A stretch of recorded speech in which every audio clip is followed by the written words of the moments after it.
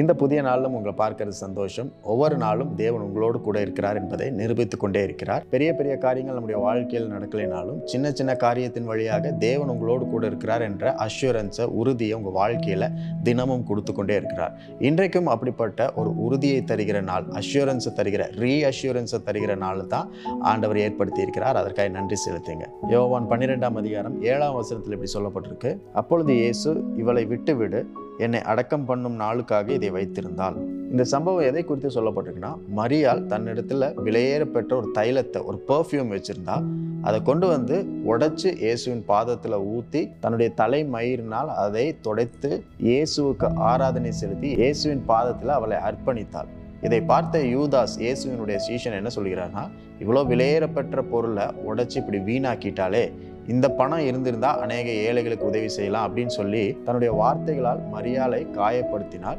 மரியாளுக்கு உதவி செய்வதற்கு யாரும் இல்லை. அந்த நேரத்தில் இயேசு சொல்லுகிறார், அவளை விட்டு விடு, லீவ் ஹர் அலோன், அவளை தனியாக விட்டுரு, உன் வேலை என்னமோ அதை பாரு அப்படின்னு சொல்லி இயேசு அங்கே சொல்லுகிறார். when there is no one else to defend you, Jesus will defend you.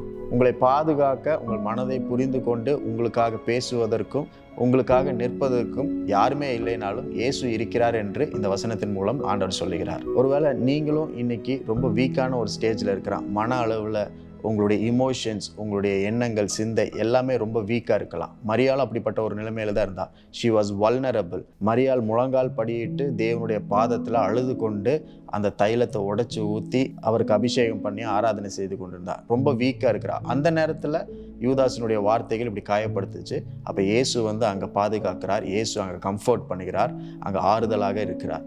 உங்களுடைய வாழ்க்கையிலும் நீங்களும் அதே போல் ஒரு வல்னரபிள் ஸ்டேட்டில், ரொம்ப வீக்கான ஒரு நிலையில், மனதளவில் பலவீனமான ஒரு சூழ்நிலையில் இருந்தாலும், யாரும் உங்களுக்கு உதவிக்கு இல்லாமல் உங்களை புரிந்து கொண்டு உங்களிடத்துல பேசும்படிக்கு யாரும் இல்லைனாலும் இயேசு இருக்கிறார். அவருடைய வார்த்தை உங்களுக்காக வரும். தேவன் ஆவியானவரை கொண்டு உங்களை ஆறுதல் படுத்துவார். Jesus will come to your rescue. உங்களை காப்பாற்றுவதற்கு இயேசு வருவார்.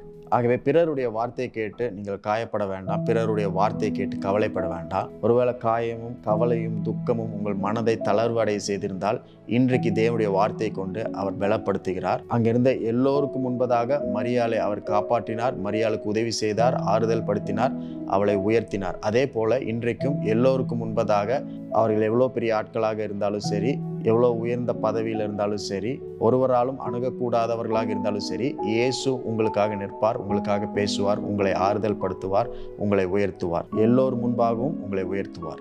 இன்றைக்கும் இயேசு உங்களோடு கூட இருந்து உங்களுக்காக பேசுகிற நாளாக இருக்கிறது, உங்களை பாதுகாக்கிற நாளாக இருக்கிறது, உங்களை பராமரிக்கிற நாளாக இது இருக்கிறது. இந்த தினத்திலையும் தேவனுடைய வார்த்தையை படித்து உங்களை நீங்களே பலப்படுத்திக் கொள்ளுங்கள். தேவன் உங்களோடு கூட இருந்து உங்களுக்காக எல்லாவற்றையும் செய்து முடிப்பார்.